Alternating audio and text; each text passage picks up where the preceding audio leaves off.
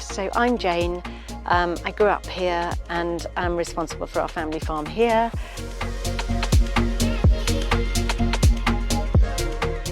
We kicked off the farm cluster 2020 just before COVID. I saw what other people were doing in terms of collaboration and cooperation. It was in the period when the second level of ELMS was going to reward for collaboration and cooperation.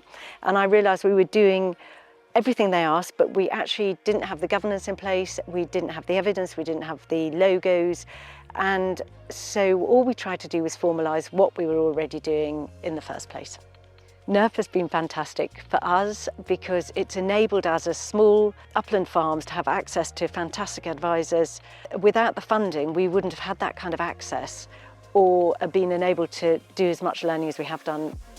These are all new markets for all of us, and it can be a little bit mind-blowing when you set off. So it's absolutely vital to have people advising you who know what they're talking about or understand a little more than you do.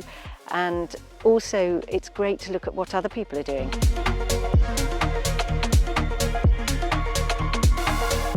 In this part of the world, we're so lucky we're able to generate ecosystem services relatively easily. So we're providing public goods at the moment. What we can't do is access the public funding for those public goods.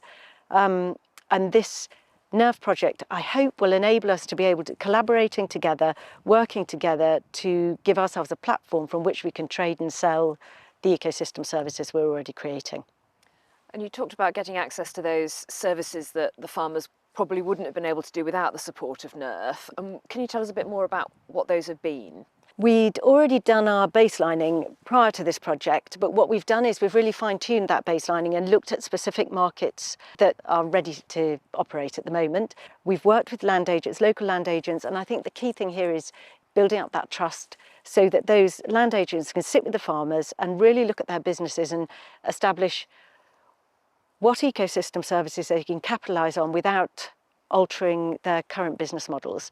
We've worked with you, who are expert in natural capital markets, so you're able to guide us and help us see which markets might be the best ones to access. And then finally we've worked with Burkitt's, who are legal advisors, and they've really been able to advise us how best to work together from a legal perspective and advise on things like tax, succession, all these really key issues that require quite a lot of consideration before leaping into these markets.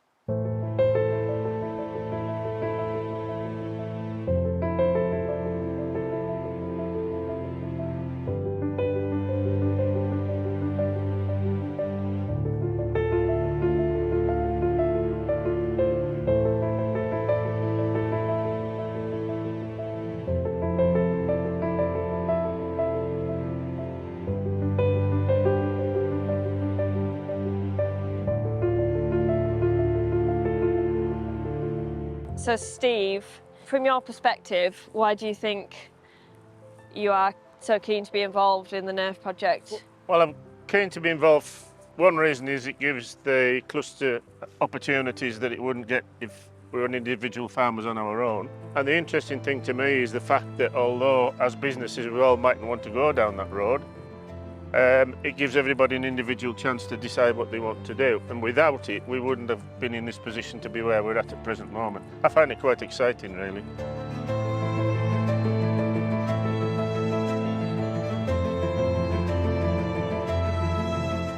So through your milk contract, I guess you're more aware of potential things that you might have to sell in the future, whether that's carbon or potentially biodiversity net gain. Yeah. How do you think that will fit in with your business in the future? I don't know. The scary thing is if we tied ourselves into a 30-year contract with one of these businesses or whatever, at the end of the day, we might be better off still just carrying on food producing and sticking with our milk buyer, who is very much into carbon sequestration and all the rest of it. So it will be a big decision for us, but as I said at the start, if it gives the opportunity for the other people within the cluster and their businesses, then it's a good thing. I'm more interested at present moment in what we're doing with planting trees and doing the work on the riverside to help when the trees get up, you know, the water will be cooler, because there's arguments now that the water's too warm for the trout and the fish to grow, and they aren't as good as they used to be when I was a kid. So I'm really into anything we can do to help nature along, and any payments that come through the agreements that might be forthcoming is a help to all of us, and possibly might be even money that we could use for more nature conservancy as time goes on.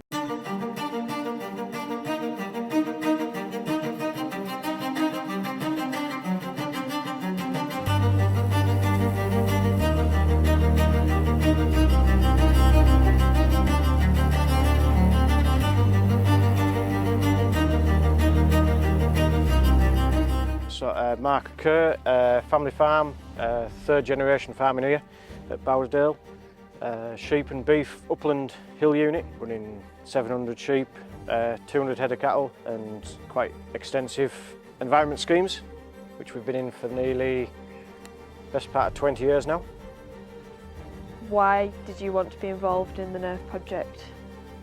But we have 3 different environment schemes operating on the farm at present. And you can see with government budgets and cuts how things are going there financially, and there's probably going to be a lot less public money coming towards farming, subsidising us to produce cheap food in the years to come. So this is probably one model that we were interested to look at as to how we could stabilise our farm income, help subsidise the livestock that we have here on farm, and help us maintain our environmental products that we're producing.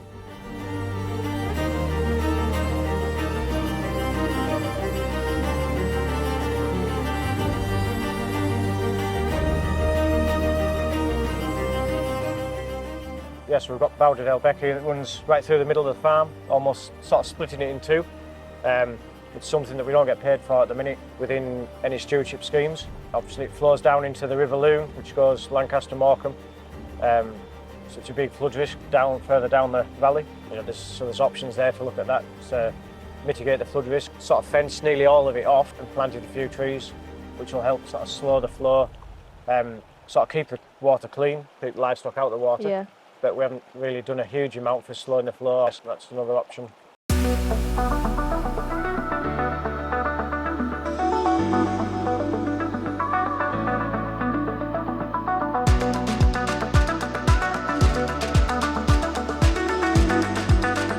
So by the end of the project, we should be in a position where we have a legal structure in place that will enable us to trade if we want to. And again, going back to the opening the opportunities, these decisions and opportunities depend on the individual farmer. So at no point are we all committed to coming together and selling all our ecosystem services or changing the way we're farming. I truly believe in this part of the world, you can generate fantastic ecosystem services alongside great food production. I think we're all going to go forwards feeling a lot more empowered and enabled to deal in this new world, or far more than we were when we set off.